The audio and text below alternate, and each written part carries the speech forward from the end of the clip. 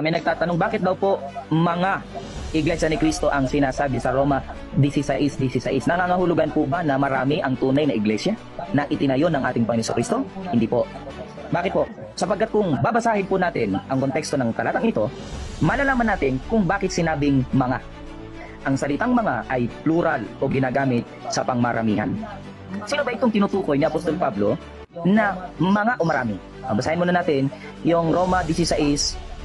Siguro simulan na natin ng 2 at patuloy pa. Ano?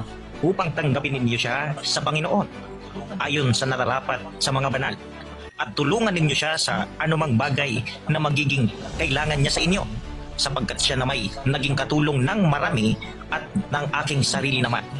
3. Batiin ninyo si Prisca at si Aquila na aking mga kamanggagawa kay Kristo Jesus Sino pa? Sa na 5. itinain ang Sa 5. 5. at batiin ninyo ang iglesia na nasa kanilang bahay. Batiin ninyo si Epeneto na minamahal ko na siyang pangunahing bunga ng Asya kay Kristo. Batiin ninyo si Maria na lubhang nagpagal sa inyo. Batiin ninyo si Adronico at si Junias na aking mga kamag-anak at mga kasama ko sa pagkabilanggo na siyang mga bantog sa mga apostol na sila na may nangauna sa akin kay Kristo. Ayan, dyan sa mga talatang binasa natin, puro pagbati yan ni Apostol Pablo. Sa mga naunang talata, halos inisa-isa na niya eh. Pero dahil sa dami ng mga kapatid, sa dami ng mga kaanib sa Iglesia ni Kristo, ano na sinabi niya sa Roma 16:16? Kasi ang dami, kaysa isa-isahin pa niya eh. Basa, 16. Mga batian kayo ng banal na halik. Binabati kayo ng lahat ng mga iglesia ni Kristo. Ayun, kaya pala mga. Dahil ang tinutukoy ng mga ay mga kaanib. Napakaraming kaanib ang binati ni Apostol Pablo. Kaya sa pangmaramihan, sa pangkalahatan, ano po ang ipinambati sa kanila ni Apostol Pablo? Ang sabi niya, binabati kayo ng lahat ng mga iglesia ni Kristo. Kung gayon, maliwanag na sa atin na ang plural o ang marami ay ang kaanib. Alin naman ang singular o ang iisa? Basahin naman natin doon sa Roma 12:4 hanggang 5. Diyan din sa Roma, 12 lang, 4 hanggang 5.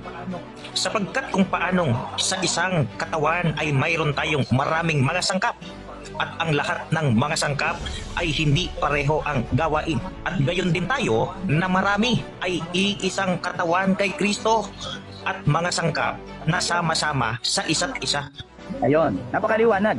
Kung ang marami, yung miyembro o kaanib o sangkap, alin naman yung singular o iisa? Sabi ng Apostol Pablo, ay iisang katawan kay Kristo. Yun ang singular, yung katawan ni Kristo. Alin ba yung katawan ni Kristo? Na yun ang singular. Colosas 1:18, alin ang iisang katawan? Yun ang singular, yung iisang katawan. Ang marami, yung sangkap o miyembro. Mabasa. At siya ang ulo ng katawan sa makatwid bagay ng iglesia. Ayun, alin yung singular o iisa? Yung katawan. Alin yung katawan? Yun ang iglesia.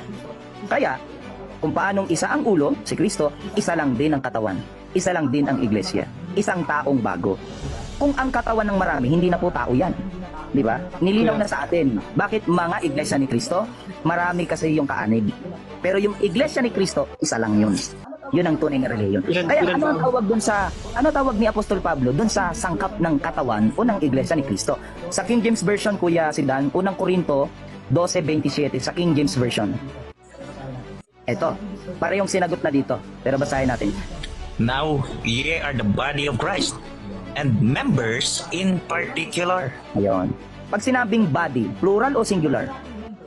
Singular kaya. Ayan. Pag sinabing members, singular o plural? Plural po. Ayun. Sa makatwid, yung mga plural, ano tinutukoy? Members. Kaan. Members po. Yun namang iisa o singular, yun naman ang body of Christ o ang iglesia ni